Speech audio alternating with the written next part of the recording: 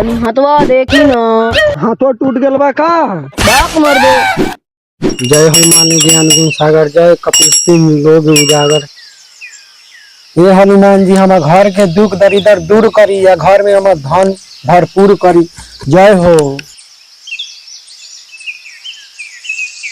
ए पंडिताई सुना तारू हो?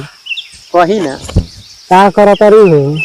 गेहूं पसारत रहनी है, पसा आटा और आ गेल बाटे, शाम मिल में ले जाके पिसवाया। पता बा एको गो जजमान आवते नहीं खे, या घर में खर्चियो नहीं के हाइये तैका बाटे, आज इयो पिसा जाई।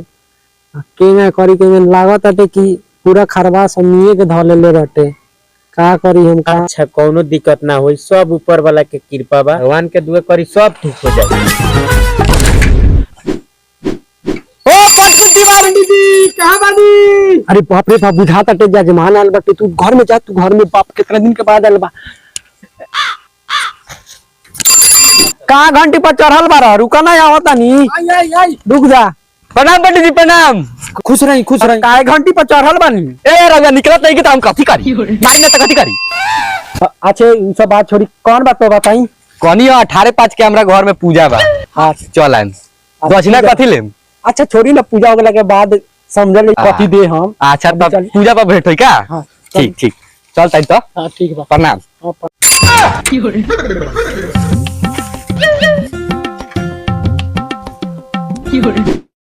के बाद एगो मिलल बाटे जजमान, आज जाए पूजा कराए। आ पूजा कराए तो कुछ दक्षिणा मिलबे करी रे दादा।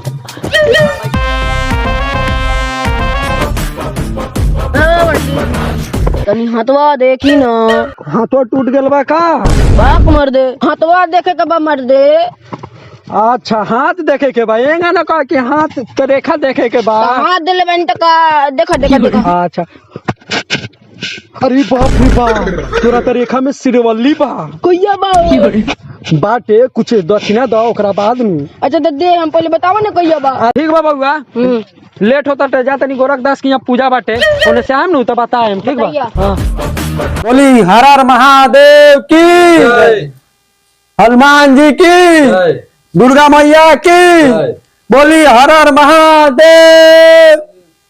पूजा संपन्न भइल, हमें दक्षिणा दिया जजमान, हम जाए। कितना भेल रे दक्षिणा? बहुत ज्यादा ना, 551 गो भेल। 500 तो 51 नहीं छे, माने हई 51 रुपया बा धरू। हां त हमरा के आशीर्वाद दियो। भाई 50 रुपए में आशीर्वाद, इतना देर पूजा करैला दनाइयो नहीं खा के। पांडे जी रखना ली कबो आन घूमे हम अपने के दे दे। हम आज छाटू कहता रू तो रख लेता नी। ठीक बा तो जजमान, हम जाता नी। हम की आन तो दे दियो। ठीक बा ठीक बा जाए। ठीक बा, हम जाता नी। प्रणाम पांडे जी। हां खुश रह खुश रह तू। रोज जोरवा छूटल जाता। अच्छा जोरो आई साथ में मिठाइया परसदिया ले ले जाम, पंडिताइन के खिया देम, आपने खा लेम। हां ठीक ठीक बाटे चल। हां ठीक। ए पंडित जी, तनी हथवा देखी ना। हमर बे सिरवल्ली कहिया मिली, हमरा चैन नहीं के मिलत। अभी तो एगो 51 गो रुपया मिलल बा महाराज। निवा हमर दिमाग हसकल बजाई। ए दिमाग घसकल बा मर दे। अभी नहीं एक ट्रक लाल चंदन के लकड़ी गिरवा देम, चंदन कर दे टन टन दक्षिणा में। अच्छा ठीक बाटे, जाई बाद में मिलता नहीं। अच्छा अच्छा मिलत। जहाँ जजमान भेटाता वहाँ चपाटुए भेटाता। जहाँ मांगता नहीं 551 में 51 मिलता। बाप रे बाप, बुझाता टे काशी धरे के होई। घर परिवार के ना चली, लागता पंडिताई छोड़े के पड़ी।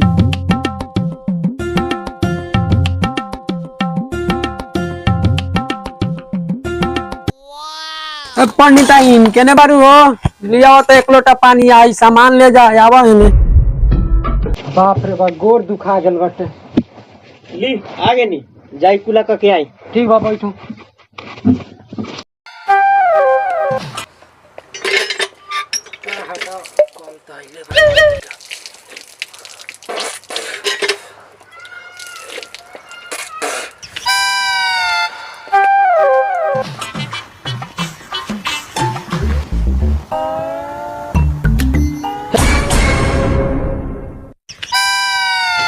ए जी सुना तनी में लड्डू बा। अच्छा इनमें लड्डू बा? हम तो जानते ना रही हो लड्डू बा, तो हम खा ली।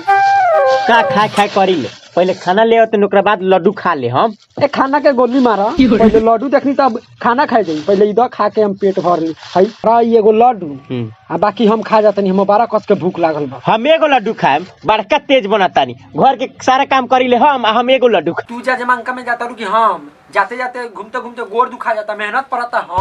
हम खाएम लड्डू। हम खाएम। अच्छा यही बात पर गिना जाओ लड्डू के। हाँ तो गिना जाओ। गिनी 3 6 9 2 11 गो बा, ल तो 5 गो तू खा ला, 6 गो हम खा लेता। 5 गो काहे खाई? जजमांका घुमातानी हम आ खइबू तू, एगो ज्यादा खा लेम तो का हो जाए?